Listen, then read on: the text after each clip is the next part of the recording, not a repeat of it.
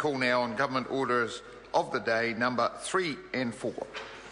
Land Transport Amendment Bill, Committee Stage. Veteran Support Bill, Committee Stage continued. I declare the House in committee for consideration of the Land Transport Amendment Bill and for further consideration of the Veterans Support Bill. Mr. Chairman. Mr. Speaker.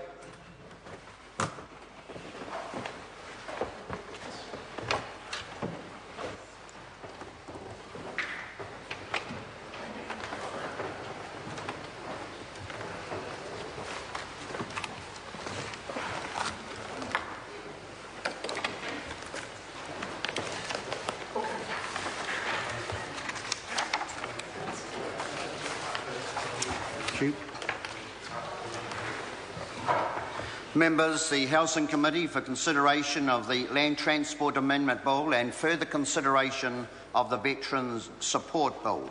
Members, we turn first to the Land Transport Amendment Bill, and the question is that Part 1 stand part. I call Ian Lees-Galloway. Well, thank you very much, Mr. Chairman. It is superb to see this bill back in the House. It doesn't seem like an awfully long time since we were debating the first reading debate.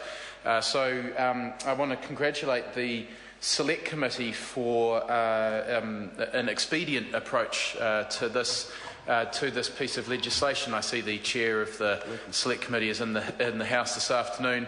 I want to congratulate Mr. Bennett and his team on the Select Committee for making sure that the passage of this legislation was not held up at the Select Committee. I was not a member of the Select Committee. I'm speaking, I guess, because I actually had a bill that did something very similar to this legislation drawn from the ballot. And it is nice to know that it is possible to have some influence over legislation from opposition. There's not many opportunities in the New Zealand Parliament for opposition members to get legislation through the House. And this has happened to me twice now, where I've had a bill drawn from the ballot and automatically, instantly, the government suddenly takes an interest in that issue and introduces legislation of their own. And I have to say, given how quickly this legislation has moved through its first reading, through the Select Committee, through second reading and now into the committee stage, it boggles my mind as to why it took so long to introduce the legislation in the first place. Because Labor actually had a members' bill in the ballot for close to 2 years before the government finally acted. And they only acted when that bill came out of the ballot. And that's despite the fact that the evidence, both internationally and domestically, was incredibly strong that reducing the drink drive limit from 0.08 to 0.05 would have a marked impact on our road toll. And I think what the government has done, although they've finally relented to the overwhelming evidence, they've finally realised that actually the public are on side with this as well. I mean, it's not often that you get such a perfect alignment of both the evidence and public opinion. That the government finally relented on that. But I think the government is underselling this. I mean, they have, in fact, Jerry Brownlee, the minister in charge of this bill, basically said that he doesn't think it's going to make all that much difference. But he hasn't looked at the wider issues around the cultural impact of reducing the drink drive limit. And I think we're actually already seeing this. I have to say, from my experience, people are already much more aware of what an appropriate amount of alcohol it is to consume before you get behind the wheel. And I think a lot of people have probably adjusted downwards the amount of alcohol that they would consume before they get behind the wheel because of the debate that has gone around this issue, because of television programs like, I think, both 7 Sharp and Campbell Live both ran little experiments, not the most scientific experiments I've ever seen, but experiments demonstrating just how much alcohol someone could consume and still legally get behind the wheel at the current limit of 0.08. So that debate in of itself I think has already made our roads safer. But what, of course, everybody has been desperately waiting to happen is for the legislation to actually pass. And it amazes me, given the pace with which it is now moving through the House, that National took so long to see fit to actually get on with this, and it was only because the opposition was actually in a position where it was going to get legislation of its own through, because of course there was a majority. I had secured a majority of support for our members' bill, and it would have passed first reading, and it would have been able to progress through the House just as quickly as this one.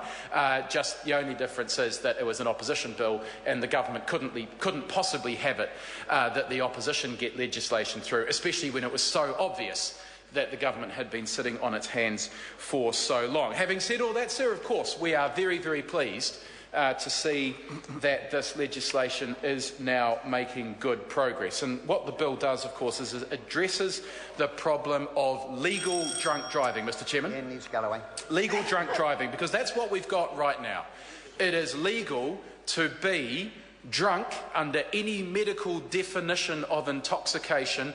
It is legal to be drunk and still be behind the wheel. That's how high our alcohol limit is right now. And so it removes that ability to be drunk behind the wheel legally. And it brings us in line with the vast majority of Western nations around the world. This is not something new. We've actually dragged the chain on this one for far too long. And all we are really doing is bringing ourselves as a nation in line with international best practice. Now, sir, there was some debate, and this is where Labour's bill and the government bill did differ, and that was about whether if being between 0.05 and 0.08 should be a criminal offence. Under Labour's bill, we simply planned to reduce the limit and make it a criminal offence just as it is right now, to be over 0.08. It'd be a criminal offence to be over 0.05. What the government has introduced is a system whereby being between the new limit and the old limit is essentially an infringement offence, carrying a fee of $200 and 50 demerit points. I'd be interested to hear from members who do sit on the Transport Committee what the evidence was that they heard around that, because I haven't seen strong evidence one way or the other, to be honest with you, and I'm open to hearing whether there is strong evidence one way or the other as to whether it would be better for it to be a criminal offence to be over 0.05, or whether it's better to have an infringement offence between 0.05 and 0.08.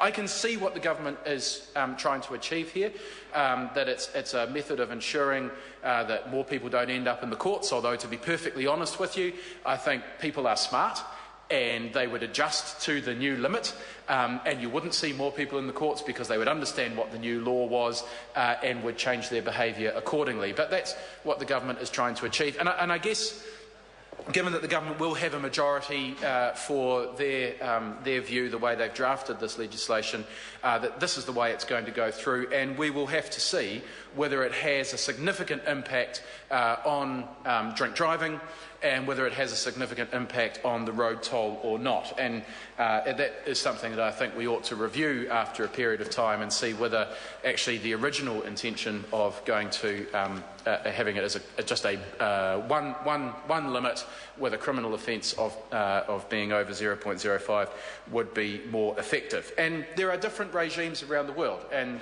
that's why I'd be interested actually to hear what the Transport Committee heard. Did they hear about the different regimes around the world, the different approaches, and how impactful each of those have been? That would be useful information, I think, for the House as we consider this legislation. But, sir, overall, we do support this legislation because it is very, very similar to what we were trying to achieve. The government has also sought to deal with another very, very tricky situation that I know a National Party member attempted to deal with a private member's bill, and that is the issue of what happens if someone refuses to give blood. And I have to say, reading through the legislation as it is now being drafted, it still looks like a very tricky and challenging issue. And I think this legislation looks as messy as the private members' bill did, and again, I'd be interested to hear what the official advice was on how impactful the changes around that are going to be, because there certainly are issues with the presumption of innocence.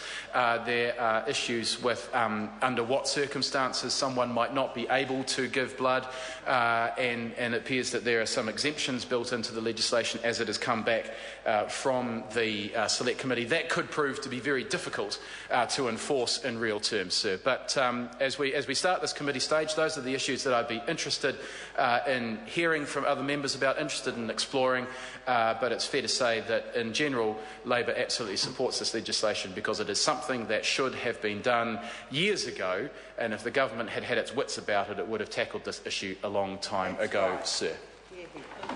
I call Mike Sabin. Oh, there we go. Testing, 1, 2, 3. Look, I would like to pick up on a couple of the points